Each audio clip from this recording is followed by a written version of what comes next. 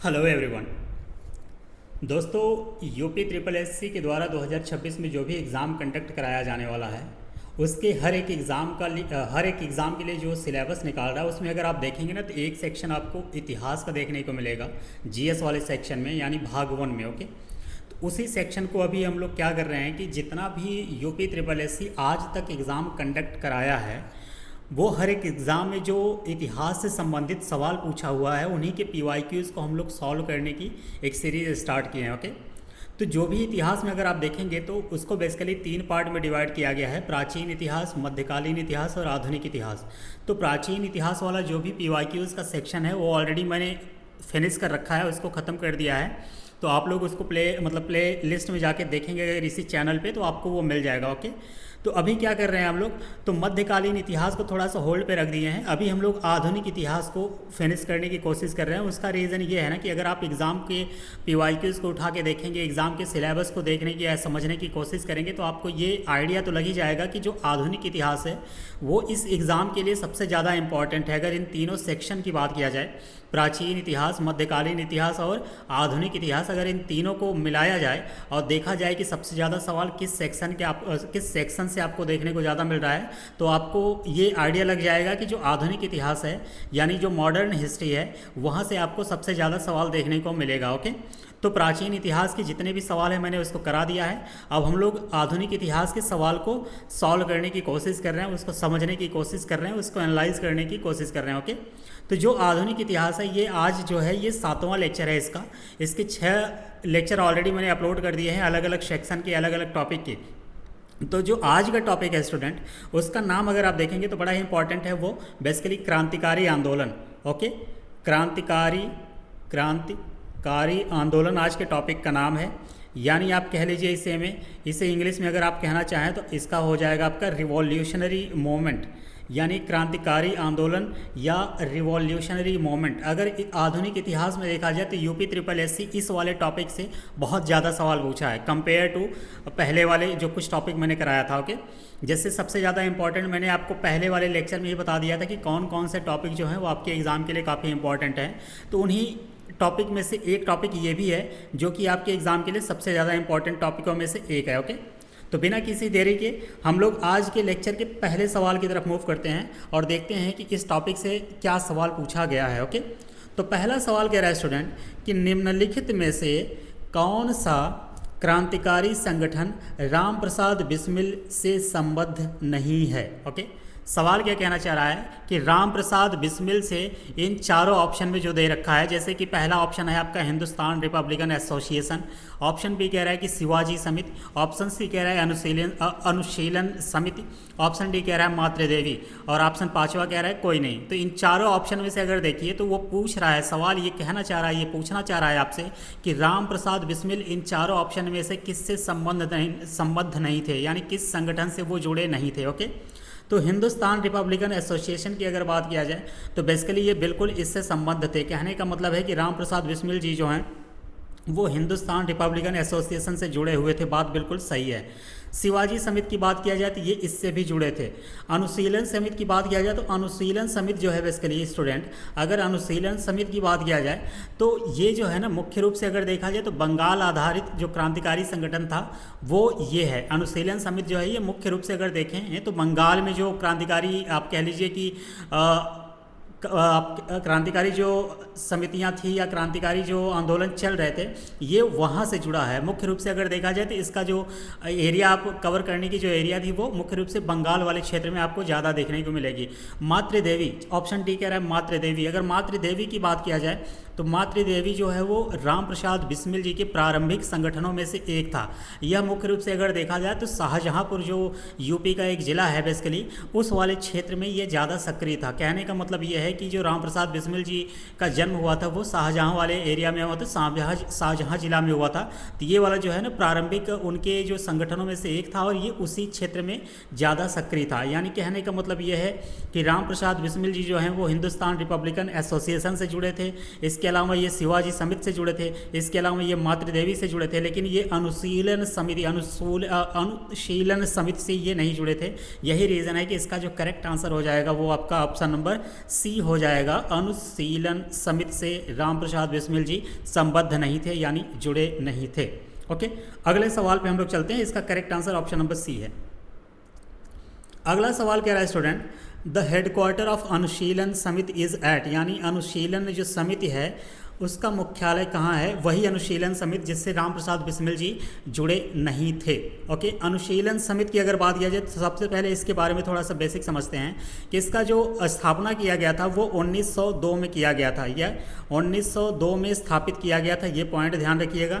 और इसको स्थापित करने वाले का, यानी जो इसको स्थापित किए थे उनका क्या नाम था? उनका नाम था पी मित्रा, या आप कह लीजिए प्रमथनाथ मित्रा जी। ओके, तो बेसिकली 2 पॉइंट मैंने आपको बताया कि जो अनुशीलन समिति है उसकी स्थापना कब की गई थी? तो 1902 में की गई थी। और किसके द्वारा इसको स्थापित किया गया था? तो उनका नाम था प्रमथनाथ मित्रा, यानी इन्हें कहीं कहीं शॉर्टकट में अगर देखा जाए तो एग्जाम में ऑप्शन के रूप में पी मित्रा के नाम से भी ऑप्शन दे दिया जाता है। तो दोनों नाम आप ध्यान रखिएगा, नाम एक ही है, एक शॉर्टकट है, एक पूरा नाम है। तो प्रमथनाथ मित्रा जो हैं इसकी स्थापना किए थे अनुशीलन समिति की। सवाल जो पूछा है उसका करेक्ट आंसर ये होगा कि जो अनुशीलन समिति है उसके मुख्यालय की अगर हम लोग बात करें तो ये कोलकाता में, यानी कलकत्ता में है। Kolkata, just a minute, Kolkata, या आप कह लीजिए इसी को आज के समय में कलकत्ता या उस समय कलकत्ता कहते थे, आज के समय में इसे कोलकाता के नाम से भी जाना जाता है। तो इसका जो करेक्ट आंसर हो जाएगा वो है आपका ऑप्शन नंबर पहला कह रहा है मद्रास, ऑप्शन बी कह रहा है पूना, ऑप्शन सी कह रहा है बम्बई, ऑप्शन डी कह रहा है कलकत्ता। इसका correct answer option number D हो जाएगा कि अनुशीलन समिति की जो मुख्यालय की बात किया जाए तो वो कलकत्ता में है। स्थापित की हुआ था, कब हुआ था? तो 1902 में हुआ था। किसने किया था? तो आंसर है आपका प्रमथनाथ मित्रा। अगले सवाल पे हम लोग मूव करते हैं। अगला सवाल ये कह रहा है स्टूडेंट कि लंदन में ईस्ट इंडिया एसोसिएशन की स्थापना किसके द्वारा की गई थी? सवाल ये पूछना चाह रहा है कि ईस्ट इंडिया एसोसिएशन जो है इसकी स्थापना किसने की और कब की और ये कहाँ पे किया गया था? तो सवाल में ये तो दे रखा है कि कहाँ पे किया गया था, यानी लंदन में किया गया था ईस्ट इंडिया एसोसिएशन की स्थापना। सवाल ये आता है कि ये कब किया गया था? तो इसका जो करेक्ट आंसर हो जाएगा कि कब किया गया था, तो 1866 में किया गया था। यहीं पे मैं एक जगह समरी की फॉर्म में लिख दे रहा हूँ ताकि आपको दिक्कत ना हो। कहाँ पे किया गया था? तो सवाल में दे ही रखा है, लंदन में किया गया था। ओके, सवाल ये है कि किसने किया था इसको, इसकी स्थापना किसने की थी, जो कि सवाल में पूछ रखा है। तो इसका जो करेक्ट आंसर हो जाएगा वो दादा भाई नौरोजी जी हो जाएंगे, यानी इसका करेक्ट आंसर आपका ऑप्शन नंबर डी हो जाएगा। दादा भाई नौरोजी जो हैं वो इसकी स्थापना किए थे, लंदन में किए थे, 1866 में किए थे। सवाल यहाँ पे एक आता है कि इसका उद्देश्य क्या था, यानी इसको स्थापित करने का कोई ना कोई उद्देश्य तो जरूर होगा। कोई भी संस्था या कोई भी ऑर्गेनाइजेशन बिना उद्देश्य के तो नहीं स्थापित की जाती होगी। तो दादा भाई नौरोजी जो थे ना, उस समय बेसिकली अगर देखा जाए तो 1866 में इसकी स्थापना जब लंदन में किए थे, तो इस संस्था का जो मुख्य उद्देश्य था वो ये था कि ब्रिटिश जो जनता थी, यानी जो ब्रिटिश लोग थे, उनको भारत की जो वास्तविक स्थिति है उससे परिचित कराना है, उससे अवगत कराना है, उनको जानकारी देना है और भारतीयों की जो समस्या है उसके लिए जन समर्थन जुटाना था। कहने का मतलब सिंपली इतना है कि ईस्ट इंडिया एसोसिएशन जिसको स्थापित किया था दादा भाई नौरोजी जी, उनका ये मुख्य उद्देश्य था इसको स्थापित करने का। ये ब्रिटिश जनता को जाके बताना था कि भारत की जो वास्तविक स्थिति क्या है उसको वहाँ की जनता को बताना था। इसके अलावा जो भारतीयों की समस्या थी वहाँ से उसको सॉल्व करने के लिए बेसिकली देखा जाए तो जन समर्थन जुटाना था, यानी लोगों का इमोशंस इससे जोड़ना था। जो ब्रिटिश लोग हैं उनकी, यानी जो ब्रिटिश नागरिक थे, इस संस्था के माध्यम से वो भारत के प्रति उनके थोड़े इमोशंस को जोड़ने के लिए मतलब इसका मुख्य उद्देश्य था। इसीलिए इसकी स्थापना की गई थी, किसकी? ईस्ट इंडिया कंपनी की। किसके द्वारा? दादा भाई नौरोजी जी के द्वारा। ओके, करेक्ट आंसर इसका हो जाएगा ऑप्शन नंबर ई, माफ कीजिएगा डी, दादा भाई नौरोजी जी। ओके, अगले सवाल पे चलते हैं। अगला सवाल क्या कह रहा है कि बंगाल ब्रिटिश इंडिया सोसाइटी की स्थापना कब हुई, यानी ईयर पूछ रहा है। ओके, तो सवाल क्या है कि बंगाल ब्रिटिश इंडिया सोसाइटी की स्थापना कब हुई है? पहला कह रहा है 21 अप्रैल 1843, ऑप्शन बी कह रहा है 20 अप्रैल 1843, ऑप्शन सी कह रहा है 20 अप्रैल 1834, ऑप्शन डी कह रहा है कि 20 अप्रैल 1844। ओके। तो बंगाल ब्रिटिश इंडिया सोसाइटी की अगर स्थापना कब हुई इसकी बात किया जाए तो इसकी स्थापना हुई थी 20 अप्रैल 1843 को। कब हुई थी? 20 अप्रैल 1843 को। इसका मतलब ये है कि इसका करेक्ट आंसर हो जाएगा आपका ऑप्शन नंबर बी। ये पॉइंट आप ध्यान रखिएगा, कब हुई थी भैया? 20 अप्रैल 1843 को बंगाल ब्रिटिश इंडिया सोसाइटी की स्थापना की गई थी। यानी ऑप्शन नंबर जो बी है इसका दूसरा वाला वो करेक्ट हो जाएगा। अगले सवाल पे हम लोग मूव करते हैं। अगला सवाल क्या कहना चाह रहा है कि हिंदुस्तान रिपब्लिकन एसोसिएशन की स्थापना किस वर्ष की गई थी। ये भी बेसिकली एक ईयर ही पूछ रहा है, यानी कि किस साल जो है वो हिंदुस्तान रिपब्लिकन एसोसिएशन जो है उसकी स्थापना की गई थी। तो हिंदुस्तान रिपब्लिकन एसोसिएशन की अगर बात किया जाए तो इसकी स्थापना जो की गई थी वो की गई थी 1924 में। ये ईयर आप लोग ध्यान रखिएगा, 1924 ईस्वी में इसकी स्थापना की गई थी। ये पॉइंट ध्यान रखिएगा। सवाल कभी कभी ये पूछ लेता है आपसे कि इसके जो आप कह लीजिए कि संस्थापक सदस्य कौन थे, यानी हिंदुस्तान रिपब्लिकन एसोसिएशन के संस्थापक सदस्य कौन कौन से लोग थे, उनके बारे में कभी कभी सवाल पूछ लेता है। सवाल को कुछ इस तरीके से फ्रेम करने की कोशिश करता है एग्जामिनर कि 4 ऑप्शन दे देगा, उसमें से पूछ लेगा कि इनमें से कौन नहीं थे, या तो आपको एक ऑप्शन मतलब 4 ऑप्शन दे के उनमें से कोई एक दे देगा, वो पूछ लेगा इनमें से कौन थे जो कि हिंदुस्तान रिपब्लिकन एसोसिएशन की स्थापना में पार्टिसिपेट किए थे या उसके संस्थापक थे। ओके, तो मैं आपको कुछ नाम बता दे रहा हूँ जो कि इसके संस्थापक सदस्य के रूप में जाने जाते हैं। किसके? हिंदुस्तान रिपब्लिकन एसोसिएशन के। तो पहला नाम आपका हो जाएगा राम प्रसाद बिस्मिल। राम प्रसाद बिस्मिल। अगर आप पहला सवाल आज के लेक्चर का देखेंगे तो वहाँ पे भी इनका नाम था। ओके, राम प्रसाद बिस्मिल, और पहले ऑप्शन में यही दिया हुआ था हिंदुस्तान रिपब्लिकन एसोसिएशन। सवाल क्या पूछा था कि किन से जुड़े हुए नहीं थे, तो ये इस वाले ऑप्शन से तो जुड़े हुए थे। तो ओके, राम प्रसाद बिस्मिल जी हो गए। इसके अलावा अगर देखा जाए तो इसके संस्थापक सदस्य में एक और थे जिनका नाम था सचिंद्र नाथ सान्याल। सचिंद्र नाथ सान्याल साहब थे। इसके अलावा बहुत ही फेमस नाम है जो आपके हर किसी की जुबान पे रहता है, वो नाम चंद्रशेखर आज़ाद जी। ओके, चंद्रशेखर आज़ाद की अगर बात किया जाए तो ये भी इसके यानी किसके? हिंदुस्तान रिपब्लिकन एसोसिएशन के संस्थापक सदस्यों में से एक थे। ओके, ये कुछ नाम जो मैंने बताया ये आप ध्यान रखिएगा। सवाल कभी अगर आएगा तो जिस तरीके से आएगा वो मैंने आपको बता दिया। इसका जो करेक्ट आंसर होगा आपको उसी के अकॉर्डिंग लगाना होगा। ओके, तो पर्टिकुलरली इसका जो स्थापना किया गया था वो 1924 में किया गया था। तो इसका जो करेक्ट आंसर हो जाएगा ऑप्शन नंबर डी हो जाएगा। अगले सवाल पर हम लोग मूव करते हैं। अगला सवाल कह रहा है स्टूडेंट कि लंदन में भारतीय होम रूल सोसाइटी की स्थापना किसके द्वारा किया गया था? वो संस्था का नाम क्या है? भारतीय होम रूल सोसाइटी। कहाँ पे स्थापना किया गया था भैया? तो ये लंदन में किया गया था। ओके, तो कब किया गया था सबसे पहले ये जान लेते हैं कि इसकी स्थापना जो है वो कब की गई थी, किस वर्ष की गई थी। तो ये 1905 में इसकी स्थापना की गई थी। जो पिछले लेक्चर में हम लोगों ने एक लेक्चर कवर किया है पार्टीशन ऑफ बंगाल या बंगाल विभाजन, उसमें 1905 का बड़ा ही योगदान था। 1905 जो साल है ना वो मतलब भारत में एकदम उलट फेर वाला क्या कहते हैं कि साल आप मान के चलिए। तो उसी साल यानी जिस साल बंगाल विभाजन हुआ था उसी साल जो है भारतीय होम रूल सोसाइटी की स्थापना लंदन में किया गया था। और किसके द्वारा किया गया था? तो चारों ऑप्शन को देखते हैं, ऑटोमेटिक समझ में आ जाएगा कौन किया था। पहला ऑप्शन कह रहा है कि श्यामजी कृष्णा वर्मा। ऑप्शन बी कह रहा है सरदार सिंह राणा। ऑप्शन सी कह रहा है कृष्णा स्वामी अय्यर। ऑप्शन डी कह रहा है मदन लाल ढींगरा। इन चारों ऑप्शन में अगर देखा जाए तो भारतीय होम रूल सोसाइटी की स्थापना जिसकी लंदन में इसकी स्थापना की गई थी 1905 में, इसके लिए जिम्मेदार कौन थे? इसकी स्थापना किसने किया था? तो श्याम जी कृष्ण वर्मा जी जो हैं वो इसकी स्थापना किए थे। यानी इसका ऑप्शन नंबर ए जो है वो करेक्ट हो जाएगा। अगले सवाल पे हम लोग चलते हैं। अगला सवाल कह रहा है कि निम्नलिखित में से किसने 1928 में बारडोली सत्याग्रह का नेतृत्व किया था? यहाँ देखिए सवाल एक पूछा है, लेकिन यही सवाल में मैं आपको 3-4 ऑप्शन आंसर बता देता हूँ, क्योंकि सवाल किसी भी रूप में आपके एग्ज़ाम में आपसे पूछा जा सकता है। सबसे पहला तो ये है कि बारडोली जो सत्याग्रह है वो बेसिकली किस साल हुआ था, ये आपके सवाल आ सकता है कि किस साल बारडोली सत्याग्रह हुआ था। तो आपका आंसर हो जाएगा 1928 में।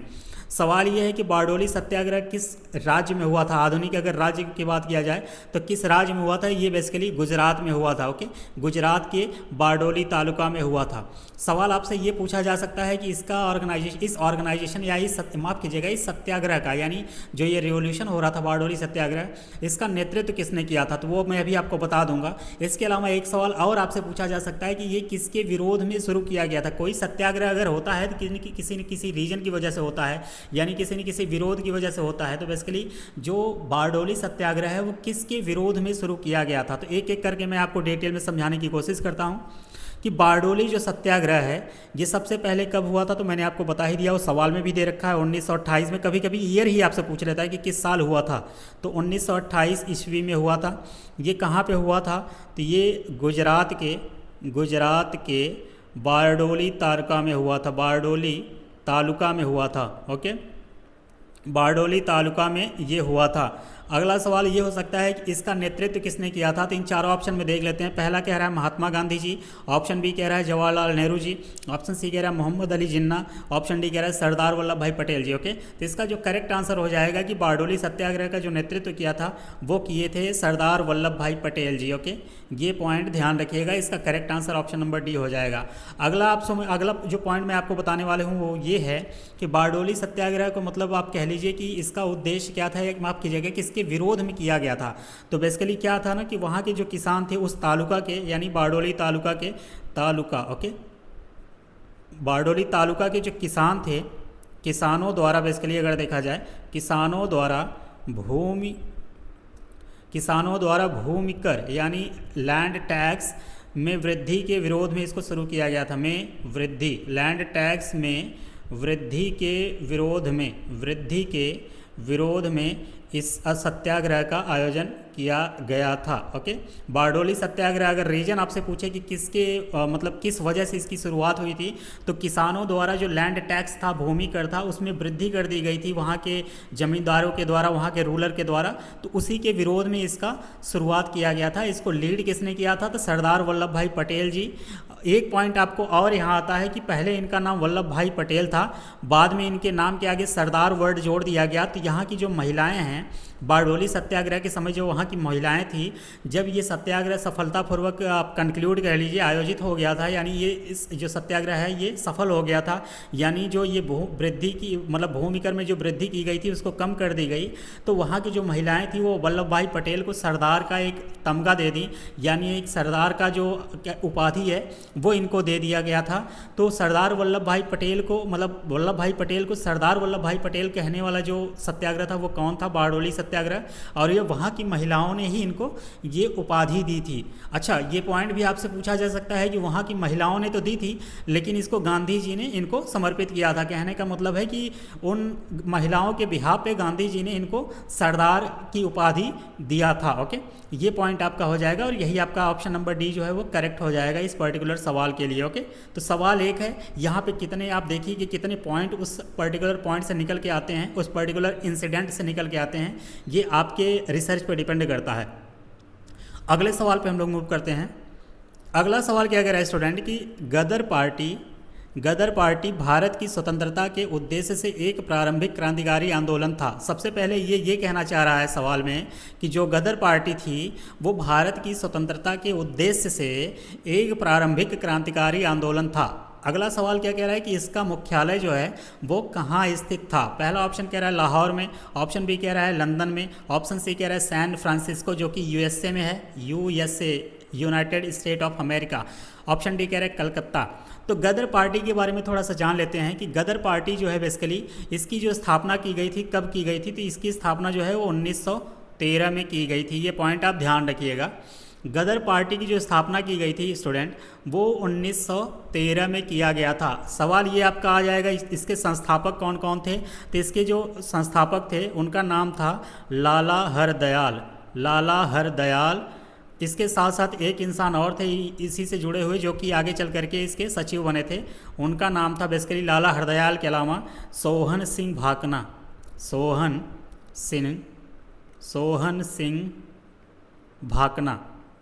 ओके, ये दो नाम आप ध्यान रखिएगा, कोई भी ऑप्शन में आएगा आप उसी को टिक करेंगे। ओके, तो इस पर्टिकुलर सवाल की अगर बात किया जाए, सवाल क्या कहना चाह रहा है कि जो गदर पार्टी है वो भारत में स्वतंत्रता के उद्देश्य से एक प्रारंभिक क्रांतिकारी आंदोलन था। इसकी स्थापना 1913 में की गई थी। किसके द्वारा? लाला हरदयाल और सोहन सिंह भाकना के द्वारा।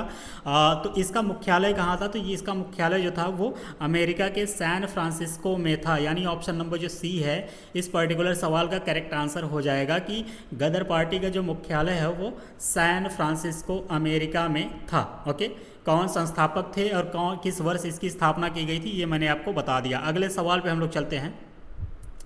अगला सवाल ये कह रहा है स्टूडेंट कि निम्नलिखित में से किसके नेतृत्व में मंडी षड्यंत्र हुआ? मंडी षड्यंत्र के बारे में पूछ रहा है। ये सवाल जो है थोड़ा सा नया है। ओके, अभी तक ऐसा यूपी पीसीएस में सवाल इससे रिलेटेड तो नहीं पूछा गया है। ये सवाल मुझे यहाँ पे थोड़ा सा नया मिला है। यानी कहने का मतलब ये है कि जो चार ऑप्शन दे रखा है कि आज़ाद हिंद फौज, INA जिसे बोलते हैं, Ghadar party, Hindustan socialist republican association और चौथा है अभिनव भारत सीक्रेट सोसाइटी। इन चारों जो ऑर्गेनाइजेशन हैं इनमें से किसके नेतृत्व में मंडी षड्यंत्र हुआ था? तो सवाल ये है कि मंडी षड्यंत्र था क्या? ओके, तो मंडी षड्यंत्र, मंडी बेसिकली हिमाचल वाले एरिया में अगर देखेंगे तो एक जगह है हिमाचल प्रदेश में। तो हिमालय की मंडी की जो जनता थी, यानी जो मंडी जगह है वहाँ की जो जनता थी, वहाँ के स्थानीय शासक एवं उनके वजीरों द्वारा किए जा रहे अत्याचारों से तंग आकर के सन 1914-15 में, कब भैया? 1914 से 1915 वाले सालों में अगर देखा जाए तो उस समय गदर पार्टी के भाई अगर देखा जाए तो गदर पार्टी के एक इंसान थे जिनका नाम था भाई हिरदाराम की बात किया जाए तो उनके नेतृत्व में ये विद्रोह हुआ था। मंडी षड्यंत्र किसके द्वारा हुआ था? तो बेसिकली इसको लीड करने वाले थे, उनका नाम था भाई हिरदाराम जी के द्वारा इसको लीड किया गया था। और ये किस पार्टी से संबंधित थे? तो ये गदर पार्टी से संबंधित थे। गदर पार्टी से ये संबंध रखते थे, उससे जुड़े हुए थे। ओके, कब हुआ था ये आंदोलन? तो बेसिकली ये षड्यंत्र कब हुआ था? तो 1914-15 में हुआ था। ये पॉइंट ध्यान रखिए। और ये कहाँ हुआ था? तो ये हिमाचल प्रदेश वाला जो हिमालय वाला जो एरिया है ना, हिमाचल प्रदेश खासकर अगर देखेंगे तो मंडी एक जगह है वहाँ पे, उस वाले एरिया में हुआ था। ओके, तो इस मंडी षड्यंत्र की बात किया जाए तो इसको कुछ और नाम से भी जाना जाता है, जैसे गदर की गूंज हो गई या गदर संदेश हो गया, ये ऐलान ए जंग के नाम से ये जाना जाता था। ओके, तो सवाल क्या पूछा है कि निम्नलिखित में से किसके नेतृत्व में मंडी षड्यंत्र हुआ था? तो आपका करेक्ट आंसर हो जाएगा गदर पार्टी। क्यों? कि गदर पार्टी से ही जुड़े हुए एक सदस्य थे जिनका नाम था भाई हिरदाराम। ये इसी पार्टी से संबंध थे और इन्हीं के नेतृत्व में, इन्हीं के लीड में, इन्हीं के लीडरशिप में ये षड्यंत्र हुआ था। कौन सा? मंडी षड्यंत्र, जिसका अन्य नाम है गदर की गूंज, गदर संदेश, ऐलान जंग। ओके, उम्मीद करते हैं कि सारा पॉइंट आपको समझ में आया होगा और इसका जो करेक्ट आंसर है वो आपका हो जाएगा ऑप्शन नंबर बी। अगले सवाल पे हम लोग मूव करते हैं। अगला सवाल कह रहा है कि निम्नलिखित में से कौन सा अरबिंदो के स्वतंत्रता प्राप्त करने के कार्यक्रम का मुख्य हिस्सा था? सवाल क्या कह रहा है? निम्नलिखित में कौन सा अरबिंदो एक इंसान का नाम है, इनके स्वतंत्रता प्राप्त करने के कार्यक्रम का मुख्य हिस्सा था? ओके, तो सवाल यही है कि बेसिकली ये अरविंदो जी के बारे में सवाल पूछना चाह रहा है। अगर अरविंदो जी के बारे में बात किया जाए कि अरविंदो घोष, इनका पूरा नाम क्या था भैया? अरविंदो यहाँ पे दिया हुआ है तो इनका पूरा नाम था अरविंदो घोष। ओके, अरविंदो घोष के बारे में थोड़ा सा पहले ब्रीफ जान लेते हैं कि ये थे कौन। तो ये बेसिकली देखा जाए तो एक भारतीय दार्शनिक थे, एक योगी के रूप में काम किया है इन्होंने, एक कवि के रूप में काम किया और एक राष्ट्रवादी के रूप में भी इन्होंने काम किया था। ओके, अरविंदो जी जो हैं ये एक तरीके के दार्शनिक थे, योगी थे, कवि थे, राष्ट्रवादी थे, बहुत ही मतलब प्रतिभावान इंसान थे। ओके, अरविंदो जी के बारे में एक पॉइंट और आप जान लीजिए कि इनका जो जन्म हुआ था, यानी अरविंदो जी का जो जन्म हुआ था वो कब हुआ था और कहाँ हुआ था? तो इनका जन्म जो है वो 15 अगस्त 1872 में हुआ था। और अरविंदो के नाम से लग रहा है कि ये बंगाली रहे होंगे, तो इनका जो जन्म है वो बेसिकली कलकत्ता में ही हुआ था। ओके, कुछ नाम की वजह से भी लोकेशन आइडेंटिफाई किया जा सकता है। ओके, तो बेसिकली अरविंदो घोष जी थे वो बेसिकली कलकत्ता में पैदा हुए थे 15 अगस्त 1872 को और इनका पूरा नाम था अरविंदो घोष। ये एक तरीके के आप कह लीजिए कि बहुत ही प्रतिभावान व्यक्ति थे, जो कि पेशे इन द सेंस ये है कि बहुत ही दार्शनिक व्यक्ति थे, योगी थे, कवि थे या राष्ट्रवादी कह लीजिए वो थे। ओके, इन्होंने भारत की जो कह लीजिए कि राष्ट्रीय मुक्ति आंदोलन थी उसके दौरान सामाजिक परिवर्तन के लिए एक तकनीकी रूप से कह लीजिए कि निष्क्रिय प्रतिरोध के सिद्धांत का उपयोग किया था। यानी इनके द्वारा एक सिद्धांत को अपनाया गया था भारत की आप कह लीजिए कि राष्ट्रीय मुक्ति आंदोलन के दौरान। उस सिद्धांत का क्या नाम था? उस सिद्धांत का नाम था निष्क्रिय प्रतिरोध निष्क्रिय प्रतिरोध का सिद्धांत। निष्क्रिय प्रतिरोध का सिद्धांत। ओके, निष्क्रिय प्रतिरोध का सिद्धांत इसका नाम था। ये पॉइंट भी आप ध्यान रखिएगा। तो इसका अगर देखा जाए तो सवाल क्या कह रहा है कि कौन सा अरबिंदो के स्वतंत्रता प्राप्त कार्यक्रम के स्वतंत्रता प्राप्त करने के कार्यक्रम का मुख्य हिस्सा था? पहला ऑप्शन आपका कह रहा है कि गुप्त समाजों का संगठन, ऑप्शन बी कह रहा है निष्क्रिय प्रतिरोध, ऑप्शन सी कह रहा है संवैधानिक आंदोलन, ऑप्शन डी कह रहा है आतंकवाद। तो इसका जो करेक्ट आंसर हो जाएगा कि अरबिंदो जी के द्वारा जो एक सिद्धांत को फॉलो किया गया था उसका नाम था निष्क्रिय प्रतिरोध का सिद्धांत। इसका रीज़न ये है कि इसका जो करेक्ट आंसर हो जाएगा ऑप्शन नंबर बी हो जाएगा। निष्क्रिय प्रतिरोध की जो बात है यानी इस सिद्धांत के द्वारा जो बात की गई है वो अरबिंदो के द्वारा ही शुरू किया गया था। अच्छा, अरबिंदो के द्वारा अगर देखा जाए तो इनकी एक बड़ा ही इस सिद्धांत का मतलब इस सिद्धांत के अकॉर्डिंग अगर देखा जाए तो ये सिद्धांत क्या कहता है, यानी इनके अनुसार अगर देखा जाए तो निष्क्रिय जो प्रतिरोध था वो बेसिकली एक अहिंसात्मक होना चाहिए। यानी जो अरबिंदो घोष जी थे उनके द्वारा अगर देखा जाए तो जो निष्क्रिय प्रतिरोध है वो एक अहिंसात्मक होना चाहिए, यानी बिना मार काट के होना चाहिए, शांतिपूर्वक होना चाहिए। लेकिन आगे उन्होंने एक लाइन और जोड़ दिया था कि परंतु यदि सरकार निर्दयी है, यानी सरकार आपकी बात को नहीं मान रही है, तो हिंसा का प्रयोग करने से भी चूकना नहीं चाहिए। वही ये सिद्धांत कहता है। सिद्धांत ये कहता क्या है कि आपको बहुत ही अहिंसात्मक इंसान होना चाहिए, बहुत ही अहिंसात्मक तरीके से आपको काम करना चाहिए, लेकिन आप जिससे उम्मीद कर रहे हैं कि वो आपके लिए अच्छा काम करे, यानी सरकार हो गई, ऑर्गेनाइजेशन हो गया, जो ऊपर अथॉरिटी, हायर अथॉरिटी, अगर वो आपको अहिंसात्मक तरीके से आपकी बात को नहीं मान रही है तो आपको अपने काम को पूरा करवाने के लिए हिंसात्मक होना भी चाहिए। ओके, ये पॉइंट इन्होंने कहा था और इस पर्टिकुलर सवाल का जो करेक्ट आंसर हो जाएगा ऑप्शन नंबर बी हो जाएगा। अगले सवाल पे हम लोग मूव करते हैं। अगला सवाल कह रहा है कि 8 अप्रैल 1929 को भगत सिंह और डैश देके ने केंद्रीय विधानसभा में एक बम फेंका। ओके, सवाल क्या कहना चाह रहा है कि केंद्रीय विधानसभा में, सवाल यही कहना चाह रहा है एक लाइन में अगर मैं आपको समझाऊं कि केंद्रीय विधानसभा में 8 अप्रैल 1929 को एक बम फेंका गया, जिसे फेंका था भगत सिंह और उनके साथ एक और इंसान थे, उन्हीं का नाम पूछना चाह रहा है वो। मतलब चारों ऑप्शन में पहला ऑप्शन जो है Sukhdev, option B Rajguru, option C BK Dutt, option D कह रहा है चंद्रशेखर आज़ाद। तो सवाल सिंपली इतना ही पूछना चाह रहा है कि जो केंद्रीय विधानसभा में बम फेंका गया था 8 अप्रैल 1929 को, ये डेट भी बिल्कुल आप ध्यान रखिएगा। मैं इसलिए हाईलाइट कर देता हूँ कि अलग अलग तरीके से एग्जाम में सवाल आते हैं और वो एक ही सवाल में छुपे होते हैं, बस हम जल्दबाजी में उसको ध्यान नहीं देते। तो केंद्रीय विधानसभा में बम कब फेंका गया था ये डायरेक्टली आपसे सवाल पूछा जा सकता है, जो कि यहाँ पे तो ऑप्शन में मतलब क्वेश्चन भी दे रखा है लेकिन जनरली देता नहीं है। तो केंद्रीय विधानसभा में जो बम फेंका गया था वो किस डेट को फेंका गया था? तो 8 अप्रैल 1929 को ये फेंका गया था। ओके, ये पॉइंट ध्यान रखिएगा। और किसके द्वारा फेंका गया था? तो आपका यहाँ पे आंसर हो जाएगा भगत सिंह। और इन चारों ऑप्शन में से एक और नाम है जिनका नाम है बटुकेश्वर दत्त। ओके, भगत सिंह के अलावा जो दूसरे इंसान थे उनका नाम था बटुकेश्वर दत्त। ये दोनों लोग मिल के केंद्रीय विधानसभा में अगर देखा जाए तो 8 अप्रैल 1929 को बम फेंका था। अच्छा, सवाल ये भी पूछा जा सकता है कि जो ये बम फेंकने का रीज़न क्या था?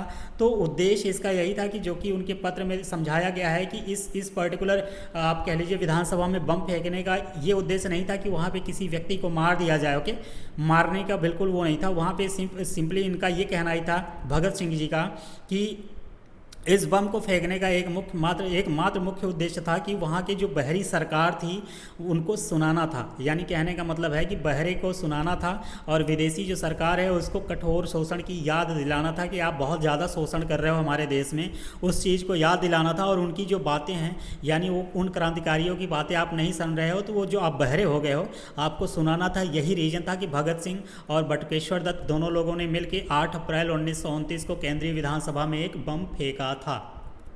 ओके, तो इसका जो करेक्ट आंसर हो जाएगा वो आपका ऑप्शन नंबर सी हो जाएगा। बीके दत्त रखा है यहाँ पे, यही नाम मैंने आपको बताया कि इनका पूरा नाम है बटुकेश्वर दत्त। इसका करेक्ट आंसर हो जाएगा आपका ऑप्शन नंबर सी। ओके, तो अच्छा ये भी रीज़न है कि 8 अप्रैल 1929 को जब केंद्रीय विधानसभा में बम फेंका गया था तो बेसिकली उस समय हो क्या रहा था उस विधानसभा में, तो उस समय पब्लिक सेफ्टी बिल जो थी एक लाई गई थी, वो पास हो गई थी उसी के विरोध में। यानी अगर आपसे ये पूछे कि रीज़न क्या था फेंकने का, तो रीज़न तो कारण तो मैंने बता दिया कि बहरे को सुनाना था और विदेशी सरकार को उनके कठोर शोषण की याद दिलाना था, लेकिन कारण ये भी था कि पब्लिक सेफ्टी जो बिल थी, यानी क्या थी भैया, public safety bill, public safety जो बिल थी वो वहाँ पे पास हो गई थी, जिनके जो प्रोविजंस थे, जिनके जो काम थे वो इन लोगों को पसंद नहीं आए थे। यही रीज़न था कि पब्लिक सेफ्टी बिल के पास होने के विरोध में, यानी इसी बिल के विरोध में भी 8 अप्रैल 1929 को भगत सिंह और बटुकेश्वर दत्त ने दिल्ली में सेंट्रल लेजिस्लेटिव असेंबली में खाली बेंचों पर बम फेंक दिया था। ये अच्छा केंद्रीय विधानसभा है कहाँ, ये अगर आपसे पॉइंट पूछे उतना तो नहीं जाएगा, लेकिन मैं आपको बता दे रहा हूँ कि ये दिल्ली में स्थित है। ओके, तो इस पर्टिकुलर सवाल का करेक्ट आंसर आपका हो जाएगा ऑप्शन नंबर सी। अगले सवाल पे हम लोग मूव करते हैं। अगला सवाल क्या कह रहा है स्टूडेंट कि वर्ष 1910 में मध्य भारत में, कहाँ पे भैया, मध्य भारत में निम्नलिखित में से कौन सा विद्रोह शुरू हुआ था। 1910 की बात कर रहा है कि मध्य भारत में यानी सेंट्रल इंडिया में इन चारों ऑप्शन में से कौन सा विद्रोह हुआ था। तो पहला ऑप्शन कह रहा है कोल विद्रोह, ऑप्शन बी की अगर बात किया जाए तो ऑप्शन बी कह रहा है बस्तर विद्रोह, ऑप्शन सी कह रहा है संथाल विद्रोह, ऑप्शन डी कह रहा है आपका वर्ली विद्रोह। तो सबसे पहले कौन विद्रोह कब हुआ था उसको हम लोग समझ लेते हैं। कोल विद्रोह की अगर हम लोग बात करें तो ये 1831 से लेकर के 1832 के आसपास ये हुआ था। बस्तर विद्रोह की बात करते हैं तो ये बेसिकली अगर देखा जाए तो ये 1910 में हुआ था, और ये बस्तर है कहाँ, तो ये भारत के छत्तीसगढ़ वाले राज्य में है, छत्तीसगढ़ में है। बेसिकली छत्तीसगढ़ वाले राज्य नहीं, छत्तीसगढ़ में है, जो कि मध्य प्रदेश से सन 2000 में अलग हुआ था। संथाल विद्रोह की अगर हम लोग बात करें तो ये संथाल विद्रोह जो है 1855 से लेकर के 1856 वाले ईयर के दौरान ये आपको देखने को मिलेगा। वर्ली विद्रोह की अगर हम लोग बात करें तो वर्ली विद्रोह जो है वो 1945 में हुआ था। ओके, ये पॉइंट ध्यान रखिएगा। सवाल क्या पूछ रहा है, 1910 में मध्य भारत में। इन चारों ऑप्शन में अगर आप देखेंगे तो कौन सा विद्रोह कब हुआ था मैंने आपको बता दिया। इसका जो करेक्ट आंसर हो जाएगा वो आपका हो जाएगा ऑप्शन नंबर बी कि 1910 में मध्य भारत में एक विद्रोह हुआ था जिसका नाम था बस्तर विद्रोह।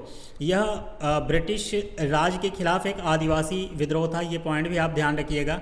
यह एक तरीके का ट्राइबल मूवमेंट था, एक तरीके का आदिवासी विद्रोह था, आदिवासी विद्रोह था। आदिवासी विद्रोह को ट्राइबल मूवमेंट भी कहा जा सकता है, आदिवासी विद्रोह। ओके, ये पॉइंट भी आप ध्यान रखिएगा। यह किस तरीके का विद्रोह था, तो ये ब्रिटिश राज के खिलाफ, यानी जो ब्रिटिश सत्ता थी उस समय हमारे देश पे राज कर रही थी, उसके खिलाफ एक ट्राइबल मूवमेंट था, एक ट्राइबल कह लीजिए कि रिवोल्ट था, एक ट्राइबल आप कह लीजिए कि आदिवासी जो विद्रोह था। ओके, इसका प्राथमिक जो कारण था, यानी रीज़न क्या था कि इसको मतलब इस विद्रोह को करना पड़ा, यानी बस्तर विद्रोह होने का जो कारण था, कारण की अगर हम लोग बात करें तो इसका जो मुख्य कारण था कि जंगलों का उपयोग के संबंध में विभिन्न औपनिवेशिक नीतियां बनानी थी, यानी जंगल किस तरीके से यूज किया जाएगा, उसके रिसोर्सेज को किस तरीके से यूज किया जाएगा, उस पर अलग अलग तरीके की जो बिल लाए जा रहे थे, अलग अलग तरीके की जो औपनिवेशिक नीतियां बनाई जा रही थी, उसी के विरोध में छत्तीसगढ़ में ये बस्तर विद्रोह हुआ था, जो कि वहाँ का एक आदिवासी विद्रोह था। कब हुआ था, 1910 में हुआ था। इसका करेक्ट आंसर आपका हो जाएगा ऑप्शन नंबर बी। अगले सवाल पे हम लोग चलते हैं। ये सवाल थोड़ा सा इंपॉर्टेंट हो जाता है कि यहाँ से काफ़ी सवाल आपको देखने को मिलेंगे।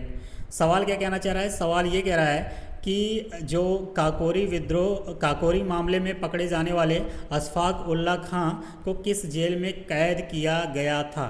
ओके, काकोरी कांड के बारे में पूछ रहा है, यानी काकोरी मामले में पकड़े जाने वाले अशफाक उल्ला खां को किस जेल में कैद किया गया था। पहला ऑप्शन कह रहा है फैज़ाबाद, ऑप्शन बी कह रहा है मद्रास, ऑप्शन सी कह रहा है पटना, ऑप्शन डी कह रहा है वाराणसी। सवाल ये है कि काकोरी मामले को थोड़ा सा पहले हम लोग समझते हैं, फिर सवाल के मूल पॉइंट पे आने की कोशिश करते हैं। ओके, तो काकोरी मामले की अगर हम लोग बात करें स्टूडेंट, मैं आपको ऐसे ही बता दे रहा हूँ, ध्यान से इस पॉइंट को समझिएगा। 9 अगस्त 1925 को ये घटना घटी थी। सबसे पहले पॉइंट तो आप यही समझिए कि जो काकोरी कांड हुआ था वो 9 अगस्त 1925 को हुआ था। ये आपके लिए साल भी इम्पॉर्टेंट है और ये आपके लिए डेट भी इम्पॉर्टेंट है, इसलिए मैंने दोनों लिख दिया कि 9 अगस्त 1925 को ये काकोरी जो है मामला ये हुआ था। तो हुआ क्या था कि सहारनपुर से लखनऊ की ओर जा रही एक ट्रेन थी जिसका नाम था 8 डाउन जो ट्रेन थी, 8 डाउन ट्रेन, ये कहाँ से कहाँ जा रही थी, एक ट्रेन। ओके, 8 डाउन ट्रेन जो है ये सहारनपुर से लखनऊ की तरफ जा रही थी। और इस ट्रेन में अगर देखा जाए तो रेल विभाग का जो खजाना था वो लेके जाया जा रहा था। समझने की कोशिश कीजिएगा कि एक ट्रेन थी जिसका नंबर था, आप कह लीजिए नाम था 8 डाउन ट्रेन। वो रेल विभाग यानी रेल डिपार्टमेंट का खजाना यानी खजानों को लेकर के ये ट्रेन सहारनपुर से लखनऊ की तरफ जा रही थी। और एक जगह था, ये लखनऊ के पास एक जगह है जिसका नाम है काकोरी। उसी काकोरी नामक स्थान पे इस ट्रेन को रोक करके उस समय जो क्रांतिकारी थे इस ट्रेन की जो खजाने थे उसको लूट लिया था। ये घटना कब घटी थी? तो ये घटना घटी थी 9 अगस्त 1925 को। साल तो जरूर याद रखिएगा 1925, क्योंकि कभी कभी मैच कराने को दे देता था। ओके, अच्छा सवाल ये है कि जो सरकारी खजाना था उसको लूटने का विचार किसका था? अगर आपसे सवाल ये पूछे, खैर इतना डिटेल में तो नहीं पूछेगा, लेकिन मैं आपको ऐसे जानकारी के लिए बता दे रहा हूँ कि जो सरकारी खजाना था उसको लूटने का जो विचार था वो राम प्रसाद बिस्मिल जी का था। किसका था? राम प्रसाद बिस्मिल। राम प्रसाद बिस्मिल जी जो थे वो इस सरकारी खजाने को लूटने का विचार प्रस्तुत किए थे। और इनमें कई लोगों ने भाग लिया था। यानी कोई भी आप कह लीजिए डकैती होती है, चोरी होती है, वो अलग सीन है, तो छोटा मोटा चीज़ है। जब कोई क्रांतिकारी लेवल पे कोई आप कह लीजिए कि मतलब काम होता है तो बड़े लेवल पे होता है, उसमें मेजॉरिटी में काफ़ी अच्छे मतलब काफ़ी लोग होते हैं। तो सरकारी खजाना लूटने का जो विचार था राम प्रसाद बिस्मिल जी का, इसको अंजाम बहुत से लोगों ने दिया, लेकिन उनमें 4 लोगों को पकड़ लिया गया और उनको फाइनली फांसी दे दी गई थी। उन 4 लोगों की अगर बात किया जाए जिन्हें इस मुद्दे पे यानी काकोरी हमले पे या काकोरी कांड पे फांसी दी गई थी, उनके नाम की अगर हम लोग बात करें तो उनका नाम था, एक एक करके मैं आपको बता दे रहा हूँ। पहला तो यही है कि अशफाक उल्ला खां, जो कि सवाल में दे रखा है। पहले व्यक्ति थे आपके अशफाक उल्ला खां। अशफाक उल्ला खान जो थे ये भी पकड़ लिए गए थे। इसके अलावा अगर हम लोग बात करें तो दूसरा नाम आपके सामने आएगा राजेंद्र लाहिड़ी जी का। राजेंद्र लाहिड़ी जी जो थे वो भी इसी घटना के बाद गिरफ्तार हो गए थे। इसके अलावा राम प्रसाद बिस्मिल जी जो थे, राम प्रसाद बिस्मिल, जिनका ये कह लीजिए कि ये विचार था कि इसको लूटना है, राम प्रसाद बिस्मिल जी भी गिरफ्तार हो गए थे। इसके अलावा अगर हम लोग बात करें तो रोशन सिंह जो हैं वो भी गिरफ्तार हो गए थे। ये सभी क्रांतिकारी फाइनली पकड़ लिए गए, गिरफ्तार हो गए और इनको गिरफ्तार करके फांसी दे दी गई थी। ओके, सवाल आपसे ये आए कि अगर मान लीजिए इनडायरेक्टली मैं आपको बताने की कोशिश कर रहा हूँ कि आपसे सवाल ये पूछ ले कि अशफाक उल्ला खां को किस मामले में फांसी दी गई, तो आपका आंसर हो जाएगा काकोरी के केस। ओके, उसी तरीके से राजेंद्र लाहिड़ी जी हो गए, राम प्रसाद बिस्मिल जी हो गए, रोशन सिंह हो गए, इन सभी को पकड़ करके अलग अलग जेलों में कैद किया गया था और इनको फाइनली फांसी दे दी गई थी। तो सवाल क्या पूछा है कि अशफाक उल्ला खां को इसके मामले में किस जेल में रखा गया था, यानी अशफाक उल्ला खां को किस जेल में कैद किया गया था, तो आपका करेक्ट आंसर हो जाएगा कि इन्हें फैज़ाबाद वाले जेल में रखा गया था। यहाँ पे एक ऑप्शन दे रखा है मद्रास, वो बहुत दूर है, चेन्नई के पास, वो नहीं होगा। पटना बिहार में नहीं होगा। वाराणसी की बात किया जाए पास में है, लेकिन इनको यहाँ पे न कैद करके फैज़ाबाद वाले जेल में रखा गया था। किसको? अशफाक उल्ला खां को। इतना पॉइंट आप लोग जान लिए, तो इतना जान गए तो एक पॉइंट और जान लीजिए मेरी तरफ से कि जो काकोरी मामला है ना, उसको यूपी गवर्नमेंट ने इसका नाम बदल दिया, यानी काकोरी कांड को अब काकोरी ट्रेन एक्शन के नाम से जाना जाएगा। काकोरी ट्रेन एक्शन के नाम से इस घटना को अब जाना जाता है, काकोरी ट्रेन एक्शन, जिसको पहले हम लोग काकोरी कांड के नाम से जानते थे। अब यूपी गवर्नमेंट ने इस काकोरी कांड को नए नाम से मतलब नया नाम इसका घोषित कर दिया है, उसका नाम है काकोरी ट्रेन एक्शन। ओके, ये सारा पॉइंट आप लोग ध्यान रखिएगा और ये पॉइंट ज़रूर ध्यान रखिएगा कि जिनको जिनको फांसी दिया गया है उनका नाम क्या था। अशफाक उल्ला खां, राजेंद्र लाहिड़ी, राम प्रसाद बिस्मिल और रोशन सिंह जी। ओके, अगले सवाल पे हम लोग चलते हैं। अगला सवाल क्या कह रहा है? अगला सवाल कह रहा है कि इनमें से कौन सा क्रांतिकारी संगठन जो है वो काकोरी षड्यंत्र केस में शामिल था? जो अभी हमें पिछले में घटना बताया काकोरी षड्यंत्र, जो कि 1925 में ये घटना घटी थी सहारनपुर से लखनऊ की तरफ जो 8 डाउन ट्रेन जा रही थी उसमें। तो सवाल कह रहा है कि उस जो काकोरी षड्यंत्र केस है उनमें इन चारों ऑप्शन में से कौन सा जो क्रांतिकारी संगठन था वो शामिल था? पहला कह रहा है गदर पार्टी, ऑप्शन बी कह रहा है अनुशीलन समिति, ऑप्शन सी कह रहा है अभिनव भारत ग्रुप, लोग। ऑप्शन डी कह रहा है हिंदुस्तान रिपब्लिकन एसोसिएशन। तो इसका जो करेक्ट आंसर हो जाएगा आपका ऑप्शन नंबर डी हो जाएगा कि काकोरी षड्यंत्र केस में शामिल होने वाला जो ग्रुप था, जो क्रांतिकारी संगठन था, उसका नाम था हिंदुस्तान रिपब्लिकन एसोसिएशन। ये पॉइंट ध्यान रखिएगा, क्योंकि इस घटना में अगर देखा जाए तो चंद्रशेखर आज़ाद जी थे, राम प्रसाद बिस्मिल जी थे, अशफाक उल्ला खां, ये सभी लोग जो हैं वो अगर देखा जाए तो ये हिंदुस्तान रिपब्लिकन एसोसिएशन से भी जुड़े हुए थे। तो इसका जो करेक्ट आंसर हो जाएगा ऑप्शन नंबर डी हो जाएगा। ये पॉइंट आप ध्यान रखिएगा। ओके, अगले सवाल पे हम लोग मूव करते हैं। अगला सवाल कह रहा है स्टूडेंट कि सन 1915-16 में किसके नेतृत्व में 2 होम रूल लीग शुरू किए गए। सवाल ये कह रहा है कि होम रूल लीग की बात कर रहा है और ये 2 किए गए थे, इससे संबंधित ये 2 लिख दिया है। ओके, मेन मुद्दा ये है कि होम रूल लीग के बारे में पूछ रहा है। तो होम रूल लीग जो है वो 2 व्यक्तियों ने इसको स्थापित किया था। एक इंसान का नाम था एनी बेसेंट जी और दूसरे इंसान का नाम था लोकमान्य तिलक जी। ओके, लोकमान्य तिलक। ओके, तो ये दोनों लोग जो थे अलग अलग समय पे अलग अलग आप कह लीजिए कि होम रूल लीग की स्थापना किया था। साल दोनों लोग का एक ही था। तो सबसे पहले जो इसको स्थापित किया था, यानी होम रूल लोग सबसे पहले जो स्थापना किए थे और वो थे आपके तिलक जी, जो कि अप्रैल 1916 में इसको स्थापित किया था होम रूल लीग की। दूसरी तरफ एनी बेसेंट जी की अगर बात किया जाए तो उन्होंने इसी होम रूल लीग को अपने तरीके से, यानी यहाँ पे 2 दे रखा है ना, तो जो पहला होम रूल लीग मैंने आपको बताया वो तिलक जी ने किया था। मैं यहाँ पे लिख रहा हूँ तिलक जी। ओके, कौन तिलक जी भैया? ये बाल गंगाधर तिलक जी। ओके, उनके द्वारा इसको स्थापित किया गया था। कब? अप्रैल 1916 में। जो दूसरा स्थापित किया गया था वो सितंबर 1916 में किया गया था। किसके द्वारा? एनी बेसेंट जी के द्वारा। एनी बेसेंट जी के द्वारा ये किया गया था। ओके, ये पॉइंट ध्यान रखिएगा। एनी बेसेंट जी का जो होम रूल लीग था वो नेशनल लेवल पे था, यानी इसकी जो आप देख लिए कवरिंग एरिया थे काफ़ी ज़्यादा दूर तक थी, और लोकमान्य तिलक जी का जो कवरिंग एरिया था वो थोड़ा सा कम था कंपेयर टू एनी बेसेंट जी वाले के द्वारा। ओके, 1-2 पॉइंट मैं आपको ऐसे ही बता दे रहा हूँ, आप सुन लीजिए कि एनी बेसेंट जी जो हैं वो अगर देखा जाए तो 2 पत्र निकाले थे। एक का नाम था कॉमनवेल्थ, दूसरे का नाम था न्यू इंडिया। अगर वहीं पे लोकमान्य तिलक जी की बात किया जाए तो इन्होंने भी कुछ पत्र निकाले थे, जैसे मराठा हो गया, केसरी हो गया, ये सब। ओके, सवाल ये है कि एनी बेसेंट जी की अगर बात किया जाए तो ये इंडियन नेशनल कांग्रेस में पहली महिला अध्यक्ष बनाई गई थी 1916 के आप कह लीजिए कि अधिवेशन में। लेकिन लोकमान्य तिलक, कभी आपसे ये भी सवाल पूछा जा सकता है कि ये भारतीय राष्ट्रीय कांग्रेस में वो कौन से इंसान है जिन्हें कभी भी उसका अध्यक्ष नहीं बनाया गया था, तो वो आपका आंसर हो जाएगा लोकमान्य तिलक। इन्हें इंडियन नेशनल कांग्रेस के अध्यक्ष रूप में कभी पद सुशोभित करने का मौका नहीं मिला। ओके, ये पॉइंट ध्यान रखिएगा। तो सवाल क्या पूछ रहा है कि सन 1915-16 में किसके नेतृत्व में 2 होम रूल लीग शुरू किया गया था। तो एक एनी बेसेंट जी हैं, दूसरा लोकमान्य तिलक, यानी इसका जो पहला ऑप्शन है वही आपका करेक्ट हो जाएगा। ऑप्शन बी क्या कह रहा है? तिलक और लाला लाजपत राय नहीं होगा। तिलक, ऑप्शन सी कह रहा है तिलक और विपिन चंद्र पाल नहीं होगा। ऑप्शन डी कह रहा है तिलक और अरविंद घोष नहीं होगा। यानी एनी बेसेंट जी थी और साथ साथ लोकमान्य तिलक जी थे।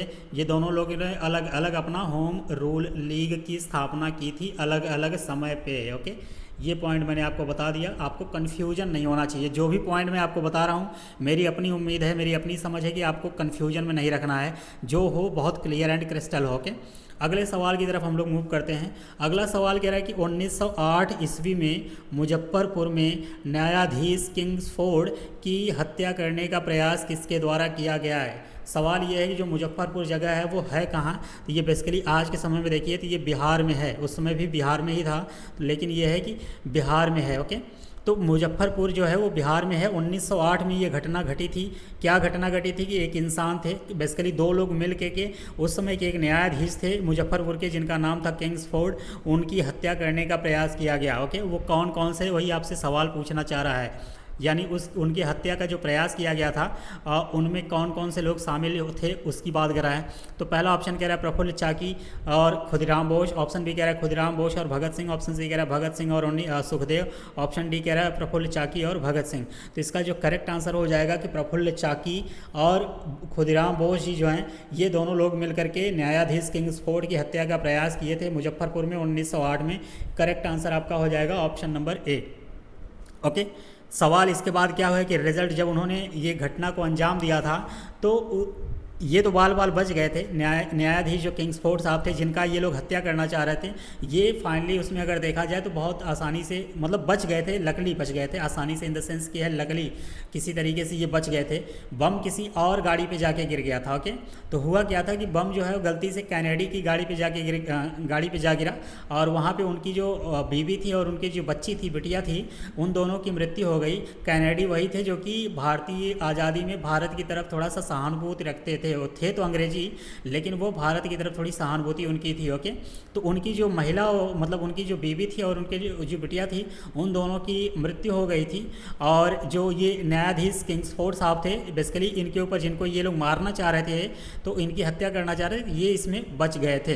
तो हुआ क्या, इसका जो आगे रिजल्ट ये हुआ कि प्रफुल्ल चाकी साहब जो हैं वो पुलिस के डर से आत्महत्या कर लिए, यानी पुलिस से बचने के लिए, पुलिस की प्रताड़ना से बचने के लिए आत्महत्या इन्होंने कर लिया। इसके अलावा अगर बात किया जाए खुदीराम बोस जी का, तो इन्हें 11 अगस्त, कब, 11 अगस्त 1908 को ही फांसी पे चढ़ा दिया गया था। 11 अगस्त 1908 को इनको फांसी पे चढ़ा दिया गया था, और उस समय इनकी आयु जो थी, एज थी, वो मात्र 18 वर्ष थी। आप सोचिए, आप इस घटना को सुन के रोंगटे खड़े हो जाते हैं भैया कि क्या लेवल रहा होगा इन लोगों का, क्या माइंड सेट था। 18 साल में वो इतिहास के पन्नों पे दर्ज हो गए। आज हम लोग के अगर देखा जाए तो एग्ज़ाम के लिए 21 साल तो एलिजिबिलिटी एज ही है कि आप 21 साल के नहीं हैं तो फॉर्म ही नहीं भर पाएंगे। तो ये उस समय के क्रांतिकारियों का जो इस देश को आज़ाद कराने में अपने जो खून की उन लोगों ने आहुति दी है, वो अपना बलिदान जो दिया है, अपना समर्पण जो दिया था, वो क्या लेवल रहा होगा, उनका माइंडसेट क्या रहा होगा। तो खुदीराम बोस जी, वो अगर देखा जाए तो इनको पकड़ के फांसी दिया गया था 11 अगस्त 1908 को, और ये उस समय उनकी 18 वर्ष की आयु थी। सवाल ये भी कभी कभी आपसे पूछ लिया जाता है कि वो कौन से इंसान थे जो कि भारत की आज़ादी में सबसे कम उम्र में फांसी पाने वाले शहीद हुए थे। तो यही थे खुदीराम बोस जी की अगर बात किया जाए तो ये सबसे कम उम्र में फांसी पाने वाले क्रांतिकारी थे। ओके, ये पॉइंट आप ध्यान रखिएगा। खुदीराम बोस जी के नाम को आप ज़रूर अपने इतिहास के पन्नों पे अपने दिल में रखिएगा कि खुदीराम बोस जी जो हैं वो सबसे कम उम्र में, मात्र 18 साल की उम्र में इनको फांसी दे दी गई थी, और वो इस देश की आज़ादी में अपने आप को समर्पित कर दिए थे। ओके, तो इस पर्टिकुलर सवाल का करेक्ट आंसर आपका हो जाएगा ऑप्शन नंबर ए। अगले सवाल पे हम लोग मूव करते हैं। अगला सवाल कह रहा है स्टूडेंट कि स्वतंत्रता सेनानियों यानी भगत सिंह, सुखदेव और राजगुरु को डैश फांसी की सज़ा दी गई थी। बेसिकली ये कहना चाह रहा है कि भगत सिंह, सुखदेव और राजगुरु को इन चारों ऑप्शन में से पहला कह रहा है आपका 1929, दूसरा कह रहा है 1931, तीसरा कह रहा है 1934 और चौथा कह रहा है 1939। इन चारों ईयर में से किस ईयर जो है उनको फांसी दे दी गई थी इन तीनों लोग को एक साथ। तो ये बेसिकली देखा जाए तो ये 1931 में इनको फांसी दी गई थी। ओके, 1931 को फांसी दी गई थी। आपको डेट भी याद रखना जरूरी है, कभी कभी मैच करा मतलब मैच इन द सेंस है कि डेट भी पूछ लेता है। तो 23 मार्च 1931 को इन तीनों लोगों को अगर देखा जाए तो फांसी दे दिया गया था। ओके, अब किस आप कह लीजिए कि किस मतलब मेरे कहने का मतलब है कि किस वजह से इनको फांसी दिया गया था। तो बेसिकली इसका वजह ये है कि इनको जो फांसी जिस केस में दिया गया था वो सैंडर्स हत्याकांड के आरोप में दिया गया था। किसके केस में दिया गया था? सैंडर्स की हत्या के आरोप में, सैंडर्स हत्याकांड के आरोप में। ओके, हत्याकांड के आरोप में। हुआ यूँ था कि लाला लाजपत राय नाम के एक क्रांतिकारी थे जिनकी पुलिस की लाठी की वजह से मृत्यु हो गई थी, यानी पुलिस ने उन पर बर्बरता से लाठी चार्ज किया था और उनका अगले कुछ दिनों में बेसिकली हत्या मतलब कह लीजिए कि देहावसान हो गया था, उनकी मृत्यु हो गई थी। तो बेसिकली उसमें जिस अधिकारी ने ये रोल प्ले किया था यानी लाठी चार्ज कराया था किस पे? लाला लाजपत राय जी पे, उसका नाम था सैंडर्स। वो बेसिकली सैंडर्स जो है उसी से ये लोग चिढ़े हुए थे क्योंकि लाला लाजपत राय जी का उसी के द्वारा आदेश दिए जाने पर लाठी चार्ज होने के बाद उनकी हत्या हो गई थी यानी उनकी मृत्यु हो गई थी। तो वो उसका बदला यानी लाला लाजपत राय जी का बदला लेने के लिए इन तीनों लोगों ने ये ठाना कि इसको मारना है। उसको फाइनली वो मारे थे और उसी हत्याकांड के आरोप में इनको आगे चल करके 23 मार्च 1931 को फांसी की सज़ा दी गई थी। ओके, ये पॉइंट आप ध्यान रखिएगा। तो इसका करेक्ट आंसर हो जाएगा 23 मार्च 1931। यहाँ पे सिर्फ साल पूछा है तो आपका ऑप्शन नंबर बी सही हो जाएगा, लेकिन ये डेट भी आप ध्यान रखिएगा, आगे के एग्जामों में आपको देखने को मिल सकता है कि डेट भी पूछ ले। करेक्ट आंसर इसका ऑप्शन नंबर बी है। अगले सवाल पे हम लोग चलते हैं।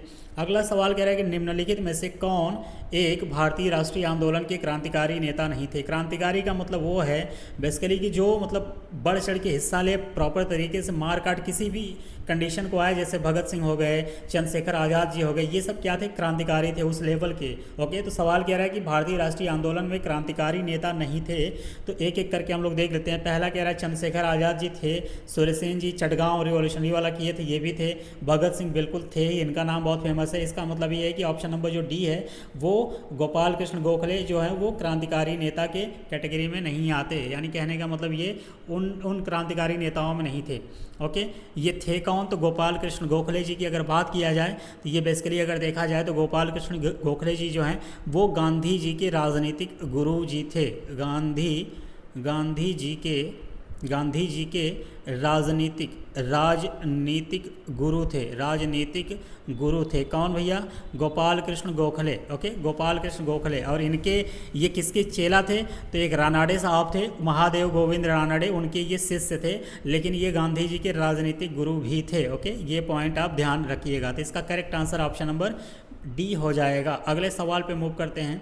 अगला सवाल कह रहा है कि निम्नलिखित में से किस शहर में स्वतंत्रता सेनानी चंद्रशेखर आज़ाद ने ब्रिटिश पुलिस द्वारा घिर जाने पर खुद को गोली मार ली गई। अगर आप उत्तर प्रदेश में हैं और आप खासकर इलाहाबाद में अगर तैयारी कर रहे हैं तो बिल्कुल ये तो आप गलत कर ही नहीं सकते किसी भी सीन में। जो बच्चा अगर शायद ही न सुना हो तभी ये गलत कर पाएगा सवाल, अदरवाइज सबको पता होगा कि जो चंद्रशेखर आज़ाद जी थे वो अगर देखा जाए तो 27 फरवरी 1931 को उस समय की अल्फ्रेड पार्क, यानी आज़ादी से पहले जिस पार्क का नाम अल्फ्रेड पार्क था, जिसे आज हम लोग शहीद चंद्रशेखर आज़ाद पार्क के नाम से जानते हैं, जो कि है इलाहाबाद में।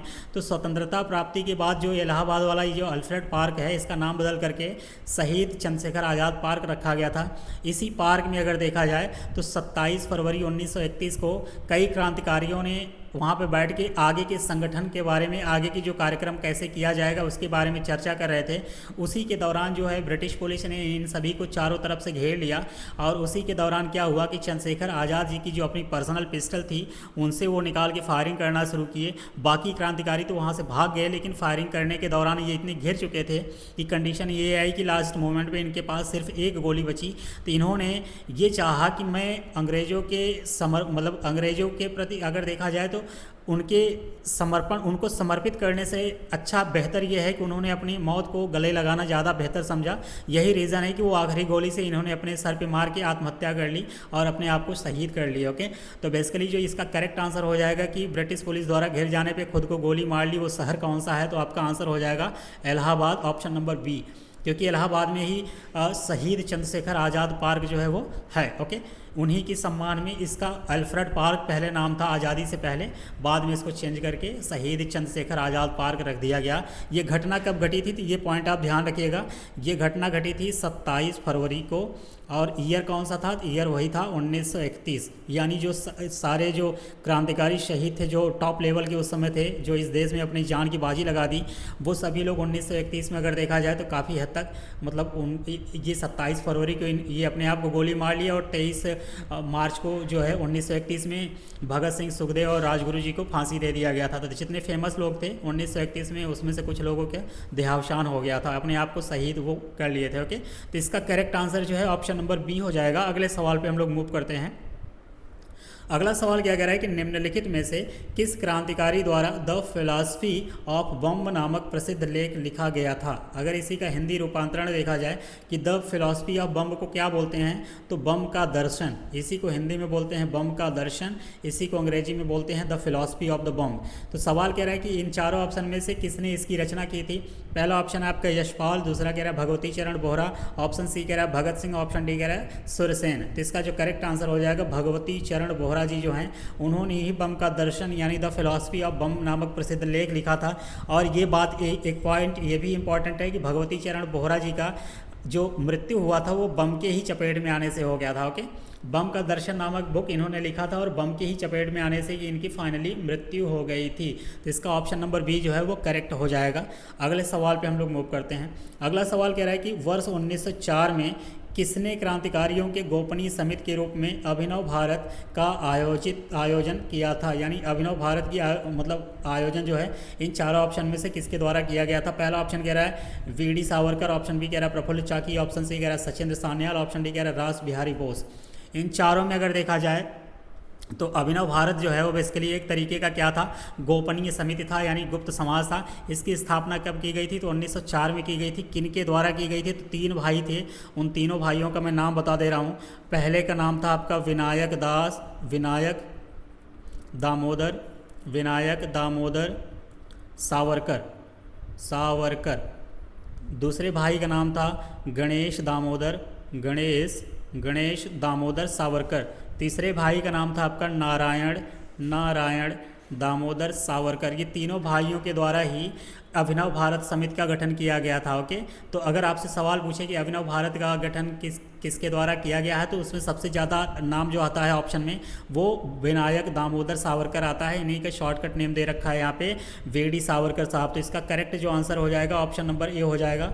वीडी सावरकर के द्वारा ही अभिनव भारत का आयोजन किया गया था। कब किया गया था? ये ईयर आप ध्यान रखिएगा, 1904 में किया गया था। उम्मीद करते हैं जो भी मैं आपको पॉइंट बता रहा हूँ आप प्रॉपर तरीके से उसको समझ पा रहे होंगे। ओके, और ऐसे ही एग्ज़ाम में आपको सवाल आएगा। यही रीज़न है कि PYQs को मैं बहुत डिटेल तरीके से सॉल्व करा रहा हूँ। मुझे उम्मीद है कि अगर आप इतना डिटेल में सॉल्व करके जाएंगे तो मुझे नहीं लगता कि आपका जो मॉडर्न हिस्ट्री से कोई सवाल जो आएगा वो छूटने वाला है। ओके, अगले सवाल पे हम लोग चलते हैं। अगला सवाल कह रहा है कि गदर आंदोलन के नेता कौन थे? यानी गदर आंदोलन की बात कर रहा है। गदर पार्टी का तो मैंने आपको बताया था कि हरदयाल और सोहन सिंह भाकमा जी हैं जो उन्होंने इसकी स्थापना किया था। और कब किया था? तो 1913 में किया था। यहाँ पे सवाल क्या पूछ रहा है कि मतलब गदर आंदोलन के नेता कौन थे? तो नेता ऑब्वियस सी बात है वही होंगे जो इसकी स्थापना किए थे। तो इसका जो करेक्ट आंसर हो जाएगा ऑप्शन नंबर ए हो जाएगा कि गदर आंदोलन के नेता हरदयाल जी थे। इसके अलावा एक और थे सोहन सिंह भाकमा। तो प्रमुख नेता की अगर बात किया जाए, यानी इसके प्रमुख नेता कौन थे, तो आपका आंसर हो नेता, जस्ट अ मिनट, हाँ, प्रमुख नेता की अगर बात किया जाए तो आपका आंसर आ जाएगा लाला हरदयाल। क्या नाम आ जाएगा? लाला हरदयाल जी हैं जो उसके बेसिकली प्रमुख नेता थे। लेकिन अगर आपसे पूछे कि गदर पार्टी के या गदर आंदोलन के जो अध्यक्ष थे वो कौन थे, तो आपका आंसर चेंज हो जाएगा। अध्यक्ष की अगर बात किया जाए, अध्यक्ष हो जाएंगे सोहन सिंह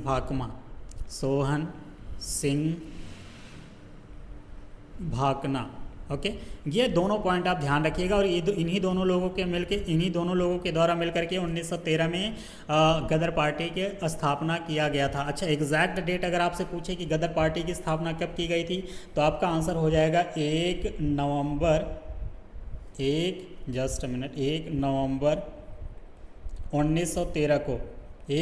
1913 को सैन फ्रांसिस्को में, जो कि यूनाइटेड स्टेट ऑफ अमेरिका में पड़ता है, वहाँ का एक राज्य है, वहाँ पे इसकी स्थापना की गई थी। आपसे सवाल ये पूछा जा सकता है कि गदर पार्टी का जो उद्देश्य है वो क्या था। गदर पार्टी के उद्देश्य की अगर बात करें, गदर पार्टी का उद्देश्य क्या था, तो बेसिकली गदर पार्टी का जो उद्देश्य था वो ये था कि गुलाम जो भारत था उसको अंग्रेज़ों से स्वतंत्र कराना। यानी उद्देश्य क्या था इस पार्टी का? गुलाम भारत को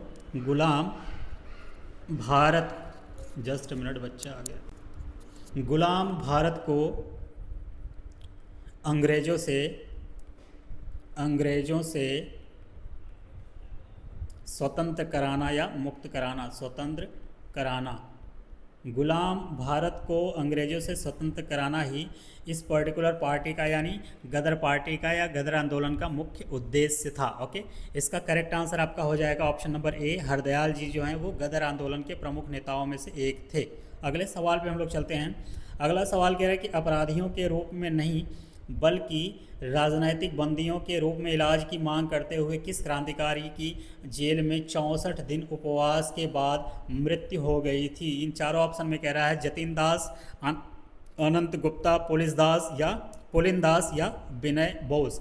इन चारों लोगों में से अगर देखा जाए तो सवाल कह रहा है कि वो कौन से इंसान थे जो कि अपराधियों के रूप में नहीं बल्कि राजनैतिक बंदियों के रूप में इलाज की मांग करते हुए लगातार 64 दिन तक उपवास किए, यानी बिना कुछ खाए पिए वो जिंदा थे और आगे चल करके 64 दिन बाद उनकी मृत्यु हो गई। ओके, ये घटना अगर देखी जाए तो ये घटना कब घटी थी, तो उनकी मृत्यु कब हुई थी? तो उनकी मृत्यु हुई थी 13 सितंबर 13 सितंबर 1929 को ये घटना घटी थी, यानी वो इंसान की मौत हो गई थी। और वो इंसान थे कौन, तो उनका नाम था जतिन दास। ऑप्शन नंबर जो ए है वो आपका करेक्ट हो जाएगा।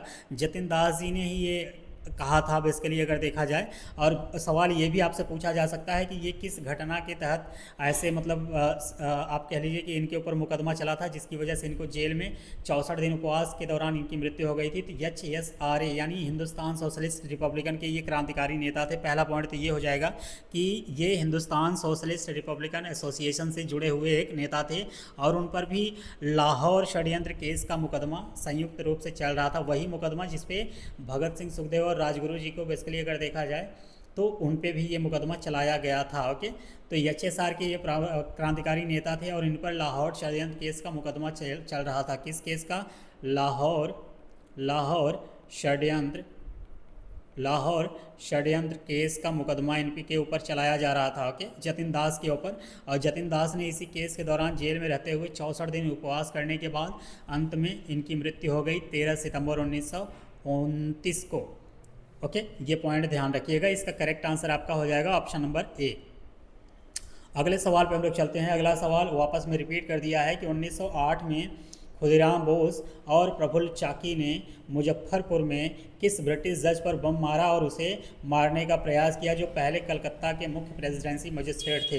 ये सवाल ऑलरेडी कुछ सवाल पहले ही आया था, उसी का ये दूसरे तरीके से फ्रेम कर दिया। वहाँ पे ये पूछा था कि ये जो घटना घटी थी इनमें खुदीराम बोस के अलावा और दूसरा कौन थे, या उन दोनों, मतलब पूछा था कि वो कौन से क्रांतिकारी थे जिसने इस घटना को अंजाम दिया था। यहाँ पे ये पूछ रहा है कि उस जज का नाम बताइए जिस पर यह घटना घटी थी। तो पहला ऑप्शन कह रहा है कर्जन वायली, ऑप्शन बी कह रहा है किंग्सफोर्ड, ऑप्शन सी कह रहा है आपका जॉन मार्ले, ऑप्शन डी कह रहा है लॉर्ड कर्जन। तो मैंने आपको बताया कि जो न्यायाधीश किंग्सफोर्ड साहब थे उन्हीं के ऊपर जो बम फेंका गया था, लेकिन बम गलती से जाके कैनेडी की बीवी और बच्चों वाले गाड़ी पे गिर गया, उनकी मृत्यु हो गई, ये वहाँ से बच निकले। ओके, तो इस घटना को अंजाम किसने दिया था, तो वहाँ पे वही पूछा था। तो उसका आंसर था खुदीराम बोस और प्रफुल्ल चाकी जी। यहाँ पे जज के बारे में पूछ लिया है। तो देखिए वही चीज़ मैं कह रहा हूँ ना कि एक सवाल आता है उसको अलग अलग तरीके से फ्रेम करके एग्जामिनर सवाल आपसे निकाल सकता है। ओके, तो इतना डीप में हमको पढ़ना पड़ता है। क्या कीजिएगा, एग्जामिनर का मन है भैया वो कुछ भी पूछ सकता है। अभी एक होमगार्ड का एग्ज़ाम आया है, मैं सुना हूँ कि भाई अलग लेवल का वहाँ UPSC वाले फेल हो गए हैं, ऐसे ऐसे एग्ज़ाम में वो सवाल पूछा हुआ है। ओके, 1908 में अगर ये जो घटना घटी थी मुजफ्फरपुर वाले में, मुजफ्फरपुर का जो घटना है, ये अगर एग्जैक्ट डेट आपसे पूछ ले तो वो भी आपको ध्यान रखना है भैया, क्योंकि होमगार्ड का देख के तो मतलब खलबली मची है। 30 अप्रैल 1908 को ये एग्जैक्ट घटना घटी थी। ओके, कब? 30 अप्रैल 1908 को। ये पॉइंट आप ध्यान रखिएगा। इसका correct answer option number B हो जाएगा। हम लोग अगले सवाल पे मूव करते हैं। अगला सवाल कह रहा है कि मुक्त भारत समाज की स्थापना किसने की थी। सवाल क्या कहना चाह रहा है? सवाल ये कहना चाह रहा है कि जो मुक्त भारत समाज नामक एक संस्था थी, इसकी स्थापना किसने किया था। पहला कह रहा है ऑप्शन GK गोखले यानी गोपाल कृष्ण गोखले, ऑप्शन बी कह रहा है राजगोपालाचारी जिन्हें सी राजगोपालाचारी के नाम से भी जाना जाता है, ऑप्शन सी कह रहा है वीर सावरकर, और ऑप्शन डी कह रहा है अरुणा असफ अली। अगर इस सवाल की बात किया जाए कि अभिनव मतलब मुक्त भारत समाज, तो बेसिकली इसकी स्थापना जो है वो वीर सावरकर ने किया था, यानी विनायक दामोदर सावरकर साहब ने किया था इसको। अच्छा, सावरकर साहब के पास सावरकर साहब जो हैं एक और संस्था का भी स्थापना किया था, वो पिछले वाले सवाल में आया था, उसका नाम है अभिनव भारत। अभिनव भारत की भी स्थापना इन्होंने ही किया था। ओके, ये पॉइंट ध्यान रखिएगा। अच्छा, एक पॉइंट और यहाँ पे आप समझिएगा कि वीर सावरकर यानी विनायक सावरकर, VD सावरकर जो हैं उन्होंने एक किताब लिखी थी। क्या लिखी थी भैया? किताब लिखी थी। उस किताब का नाम क्या था? उसका किताब का नाम था the Indian war of independence 1857। यानी बेसिकली अगर देखा जाए तो ये जो किताब है ये 1857 की जो क्रांति हुई थी उस पर लिखा गया किताब था। इसको लिखा किसने था? तो वीर सावरकर द्वारा ही लिखा गया है। किस मुद्दे पे लिखा गया था? 1857 के विद्रोह पर लिखा गया था। सवाल ये है कि ये कब लिखा गया था, तो ये सवाल जो ईयर है वो 1909 में इसको लिखा गया था। डेट तो उतना इंपॉर्टेंट नहीं है, लेकिन इस बुक का नाम जरूर इंपॉर्टेंट है। सवाल आपसे ये भी पूछा जा सकता है कि इंडियन वॉर ऑफ इंडिपेंडेंस 1857 किसके द्वारा लिखा गया, तो आपका आंसर पता होना चाहिए वीर सावरकर यानी विनायक दामोदर सावरकर। और इन्होंने मुक्त समाज के साथ साथ अभिनव भारत की भी स्थापना किया था। आपका करेक्ट आंसर हो जाएगा ऑप्शन नंबर सी। अगले सवाल पे हम लोग मूव करते हैं। अगला सवाल यहाँ पे कुछ मिलान करने को दे रहा है। सवाल इजी है, अगर आपको आ रहा है तो बहुत ज़्यादा इजी हो जाएगा। ओके, राम प्रसाद बिस्मिल एक साइड दे रखा है, सुरसेन जी, अरविंदो घोष और भगत सिंह जी हैं। दूसरी तरफ दे दिया है लाहौर षड्यंत्र मामला, काकोरी षड्यंत्र मामला, चटगांव शस्त्रागार छापा और अलीपुर बम मामला। ओके, इनमें से सबसे इजी जो मिलाने के लिए मेरे हिसाब से है वो आपका सुरसेन और चटगांव शस्त्रागार छापा की बात किया जाए तो ये बहुत ही आसान है। ओके, क्योंकि अगर आप इसे मिला दीजिए तो आप लगभग 2 ऑप्शन तो एलिमिनेट करने की क्षमता में रहोगे। पहला 2 को अगर 3 से मिलाया जाए तो 2 3 3 2 3 एक ही में है ही। ओके, आपका आंसर ही मिल गया डायरेक्ट। ये आप यहाँ पे देखिए 2 में 3 को मैच कराने वाला सिर्फ एक ही है, तो करेक्ट आंसर आपका हो जाएगा ऑप्शन नंबर जो बी है वो करेक्ट आंसर हो जाएगा। बाकी भी हम लोग मिला ही लेते हैं क्योंकि मिलाना हमें ये ज़रूरी है कि भैया राम प्रसाद बिस्मिल जी की बात किया जाए तो काकोरी जो षड्यंत्र मामला हुआ था वो कब हुआ था ये भी आप जान लीजिए। काकोरी षड्यंत्र जो मामला था वो कब हुआ था, तो ये 9 अगस्त 1925 को हुआ था। ओके, जो ट्रेन की लूट किया गया था। ओके, इससे कौन जुड़े थे भैया, तो राम प्रसाद बिस्मिल जी जुड़े थे। 1 को 2 से मैच करा दीजिए। इसके बाद चटगांव वाला जो मैंने आपको बताया ये कब हुआ था, चटगांव वाले की बात किया जाए, चटगांव शस्त्रागार छापा की बात किया जाए तो ये 18 अप्रैल 1930 को हुआ था। 18 अप्रैल 1930 को ये घटना घटी थी। अलीपुर बम मामला की बात किया जाए तो ये 1908 में ये घटना घटी थी। और लाहौर षड्यंत्र मामला की बात किया जाए तो ये 1929 में ये घटना घटी थी। कब, 1929 में ये घटना घटेगी।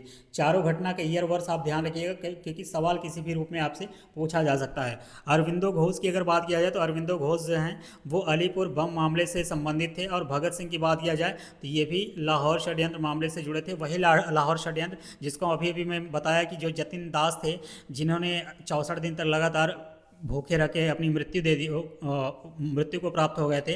बेसिकली वो भी इसी षड्यंत्र से जुड़े थे, उनके ऊपर भी यही मामला चल रहा था। तो इसका करेक्ट आंसर आपका हो जाएगा ऑप्शन नंबर बी। अगले सवाल पे हम लोग मूव करते हैं। अगला सवाल कह रहा है कि चंद्रशेखर आज़ाद मुठभेड़ में कहाँ शहीद हुए थे। बहुत घिसा पिटा सवाल है। पहला ऑप्शन कह रहा है मेरठ, ऑप्शन बी कह रहा है इलाहाबाद, ऑप्शन सी कह रहा है आगरा, ऑप्शन डी कह रहा है कानपुर। तो इसका करेक्ट आंसर हो जाएगा कि चंद्रशेखर आज़ाद जो है ब्रिटिश आर्मी से मुठभेड़ करते हुए इलाहाबाद में शहीद हो गए थे। ओके, ये पॉइंट आप ध्यान रखिएगा।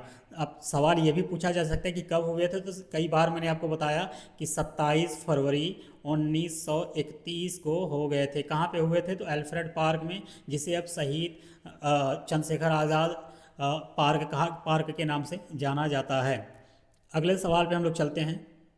अगला सवाल कह रहा है कि भारत के भीतर और बाहर दोनों में क्रांतिकारी की सक्रिय भूमिका निभाने वाले एकमात्र भारतीय राजकुमार कौन थे। ओके, यानी सवाल के कहने का मतलब है कि भारत के अंदर तो वो राजनीतिक या क्रांतिकारी भूमिकाओं में सक्रिय थे ही, भारत के बाहर भी वो क्रांतिकारी भूमिकाओं में सक्रिय थे।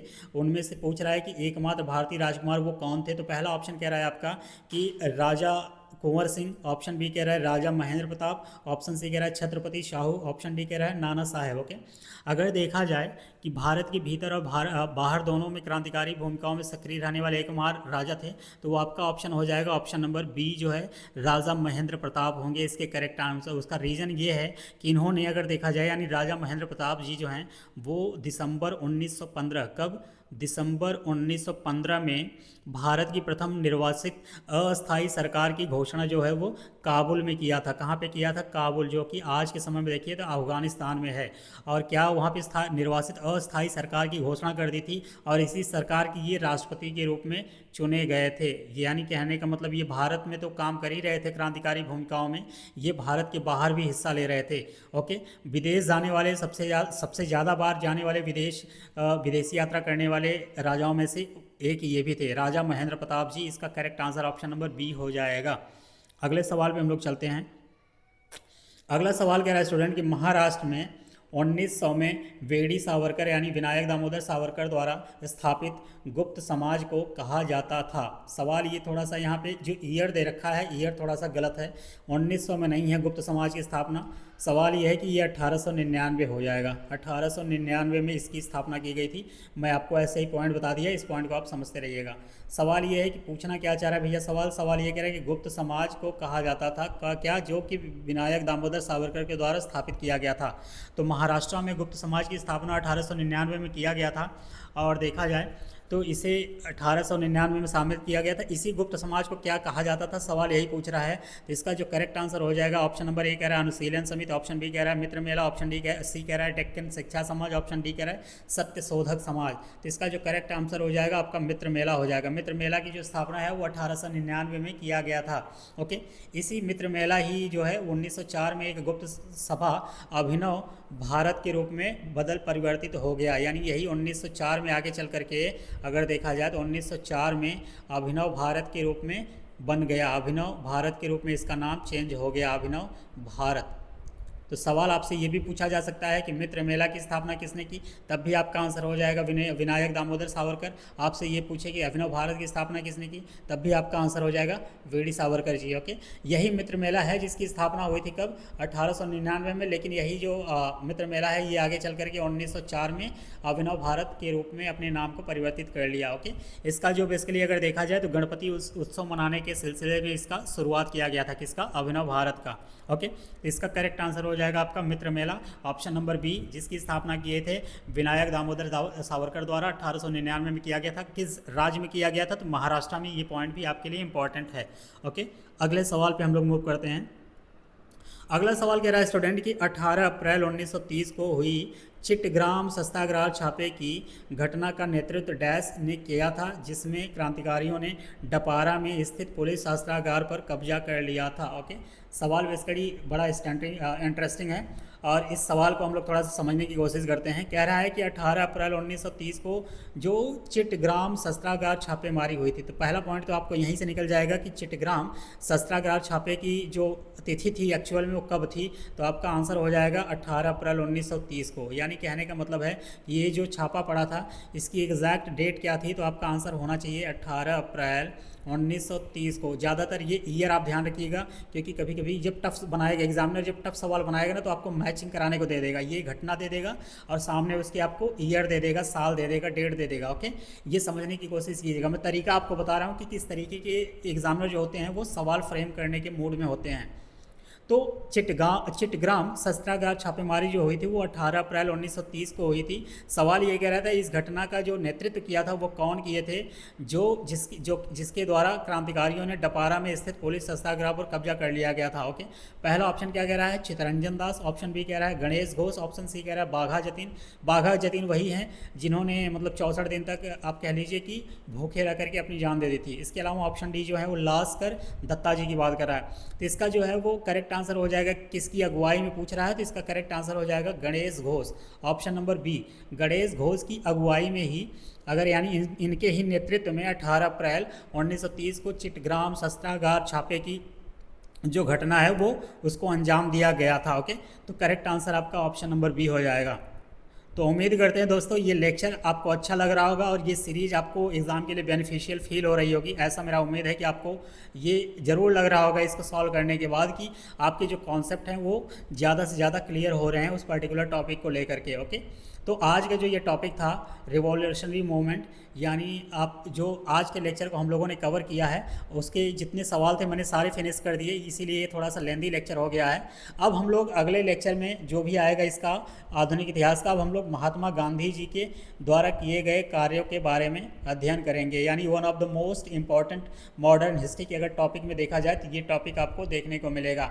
यानी महात्मा गांधी एवं उनके प्रारंभिक जो आंदोलन थे, यानी Mahatma Gandhi and his initial moment, अब उनसे हम लोग सवाल करने की कोशिश करेंगे। ओके, तो आप सभी लोग यहाँ तक बने रहे और इसके लिए आप अपना लाइक सब्सक्राइब जो भी है दिल करता है तो आप ज़रूर कीजिएगा। अगर मेरी मेहनत आपको पसंद आ रही तो आप बिल्कुल इसको लाइक और सब्सक्राइब जरूर कीजिएगा। ओके, और कोशिश कीजिए कि अपने बच्चे जो भी दोस्त यार हैं उनको भी शेयर कीजिए, ताकि उनको भी अगर वो लेखपाल का या यूपी ट्रिपल एससी की कोई अन्य एग्ज़ाम देना चाह रहे हैं तो उनको भी ज़्यादा से ज़्यादा इसका बेनिफिट हो, ज़्यादा से ज़्यादा इस वीडियो का वो लाभ उठा पाएँ। ओके, बस यही कहते हुए मैं इस वीडियो को यहीं पर ख़त्म करूँगा और आप सभी लोग यहाँ तक बने रहे इसके लिए बहुत बहुत धन्यवाद। मिलते हैं अगले लेक्चर में। ओके, तब तक के लिए थैंक यू सो मच।